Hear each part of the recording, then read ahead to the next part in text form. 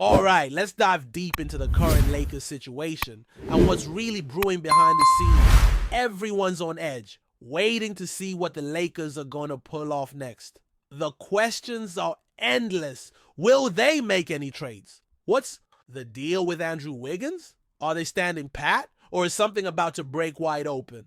The funny thing is, it feels like we keep hearing the same handful of reports over and over again. A mix of rumors, half-truths, and vague hints. But nothing solid really gaining traction. It's been quiet for a while. And if you look back at Lakers history, that kind of silence usually means something's cooking behind the curtain. There's this pattern where the Lakers will seem like they're not doing much, and then suddenly, out of nowhere, a trade hits the headlines. It's almost a Lakers trademark at this point. Remember when everyone thought they'd head into the season with the roster as is? Then bam, the next day, Dorian Finney-Smith shows up on the squad.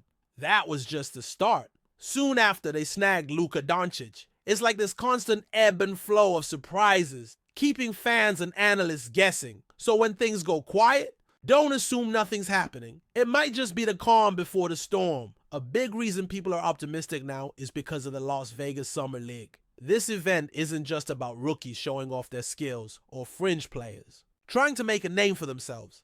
It's also a crucial networking hub for GMs, owners, and front office executives. When everyone is in one place, the opportunity for face-to-face meetings is priceless. Unlike phone calls or emails, sitting down in person over a meal or a drink allows conversations to flow more naturally and negotiations to get off on the right foot.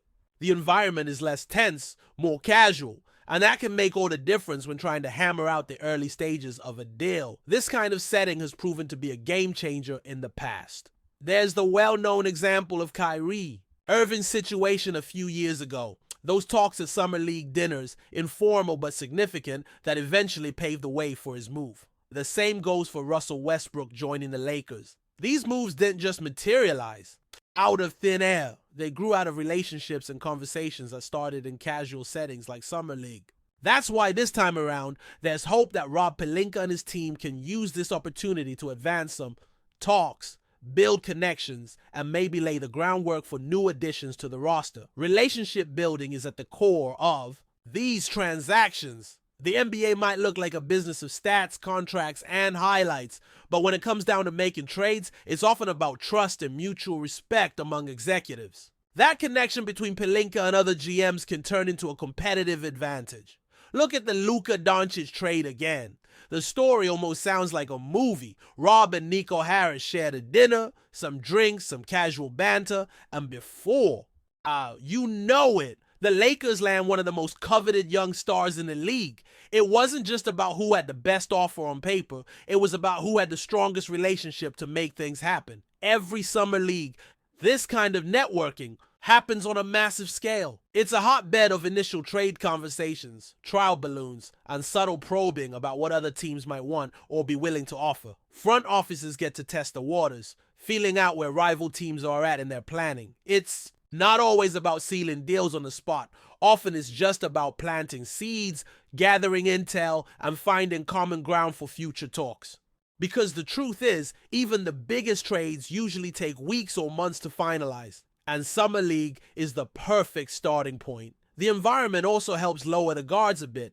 Negotiations over the phone or through agents can be tense and combative, with both sides sticking firmly to their demands. But when the same people are hanging out in a lounge or grabbing dinner, the mood shifts. Conversations become more candid and relaxed. You're less likely to face a hard no or an aggressive stance when you're sharing laughs and drinks. It makes it easier to explore possibilities without committing right away, opening the door for creative solutions and win-win deals. That said, no one should expect a flurry of trades to drop during Summer League itself.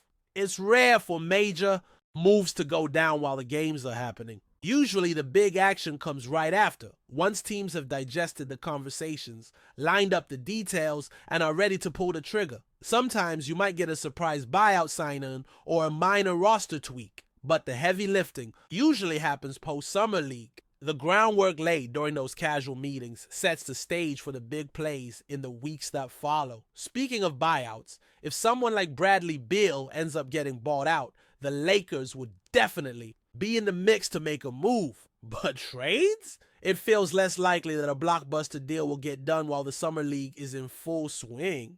Instead, think of this event as a high-level meeting point, the place where discussions start, ideas are pitched, and relationships are renewed or established. After that, things move into a more official negotiation phase, often back in the front office.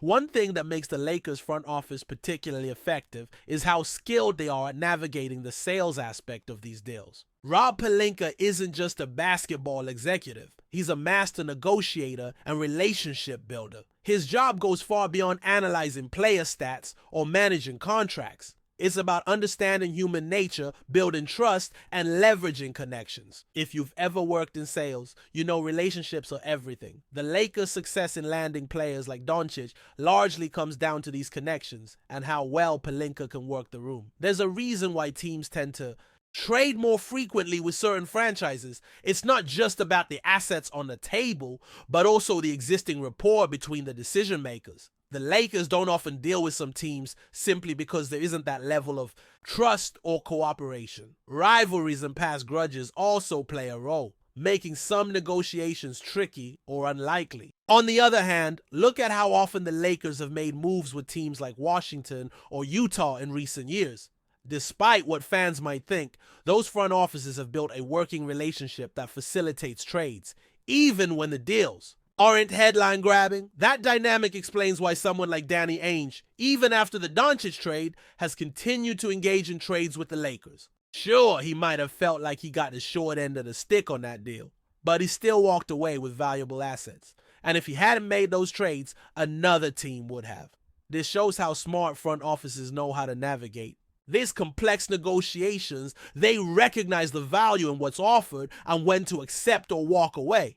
The Lakers and Mavericks dangled the carrot just right in that situation, enticing Utah to make the move, and it worked. That's the kind of savvy negotiation that happens more often than people realize, especially during the summer league and off-season when executives have the time and space to work through these deals. Those quiet dinners, those informal chats, that's where the magic often begins. So Vegas is shaping up to be an important stage for the Lakers this offseason. It's not necessarily about sealing a deal during the event, but about setting the tone for what might come next. Conversations will start, options will be explored, and the Lakers will gauge the landscape. After Summer League ends, it wouldn't be surprising to see the Lakers make a move in the days that follow. The kind of move that seems to come out of nowhere, but actually has been in the works all along. Keep an eye out for reports that the Lakers are involved in trade talks, even vague rumors, because everyone will be hustling to improve their rosters. It's the nature of the business. The Lakers won't be sitting still. Whether it's about Andrew Wiggins or another piece, the negotiations are happening. It's just a matter of time until the right deal comes together, and Summer League will play a big role in shaping those possibilities. If there's one thing Lakers fans have learned over the past few seasons, it's that patience isn't just a virtue, it's a necessity. The front office moves quietly, sometimes frustratingly so, but there's often a calculated method to that silence. The current landscape reflects exactly that. The outside noise might suggest inactivity or missed opportunities, but internally, there's an undercurrent of calculated movement. Rob Pelinka knows better than to rush into the kind of short-term move that might appease fans for a week, but cost the team flexibility down the road. The Lakers' decision makers understand the stakes, especially in an era where LeBron James remains at the center of the timeline and every year counts. They're not just chasing headlines, they're chasing banners. Before we continue, we ask that you leave a like and subscribe to the channel so you won't miss any exclusive Lakers updates. Moving on! In a move that has stirred quite the buzz around the NBA circles, there are strong whispers that the Los Angeles Lakers might have quietly secured Nick Richards as their new backup center. While the Lakers haven't yet officially confirmed this, details, sources close to the organization hint that Richards' signing could be imminent, signaling a strategic depth addition to the team's frontcourt. Nick Richards, known for his physicality and defensive presence, has been attracting attention for his ability to guard multiple positions in the paint and provide solid minutes off the bench. His potential arrival in Los Angeles would address a pressing need for the Lakers, who have often struggled with consistent backup options behind their starting center. The Lakers fans and analysts alike have been speculating for weeks about who could fill this critical role, and Richards' name has increasingly emerged as a strong candidate. The 6'11" big man brings not just size, but also a degree of versatility that could mesh well with the Lakers' style of play. He's demonstrated flashes of efficient scoring around the rim and rebounding prowess during his time in the league, making him an intriguing option for head coach Darvin Ham. With the Lakers aiming to balance veteran leadership and young talent, Richards might just be the hidden gem that boosts their interior defense and energy. This possible signing could also be a strategic move by the Lakers front office to build a more robust rotation as they prepare for what many predict will be a fiercely competitive Western Conference. Depth has been a concern in recent seasons, and adding Richards might provide the Lakers with more flexibility in matchups and minutes management, especially during the grueling regular season stretch. While nothing is set in stone, the chatter around the league suggests the Lakers are moving quickly to finalize this deal. If Richards officially joins the Lakers, it could mark a significant step in the team's roster construction for the upcoming season. Fans are eagerly waiting for the official announcement, but for now, the rumor mill is spinning fast, and all eyes remain on how the Lakers continue to shape their roster. Could Nick Richards be the backup center the Lakers have been searching for? Only time will tell, but the excitement and anticipation are undeniably building. Stay informed exclusively about Los Angeles Lakers news. Subscribe to our channel and hit the like button to keep receiving daily updates. Also, share your opinion on the news in the comments, as your contribution is crucial for the Lakers. Stay tuned for the next video.